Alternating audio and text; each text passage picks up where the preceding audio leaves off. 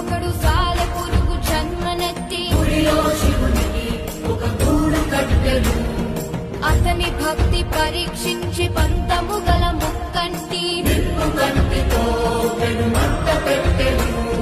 భగ భగ భగ మండే లింగము కాపాడ సాలె పురుగు మంట దూకి ప్రాణం మొదలగా శివుడు కనికరించి హృదయాన చోటునిచ్చి కాళహస్తి పేరు మొదట శ్రీని చేసి శివుడు సర్పముగల సర్పమొకటి తలపై కలమనులు తెచ్చి పరమ భక్తితో శివ పూజ చేసెను. తనది గొప్ప పూజ ఎనచు ఏనుగొకటి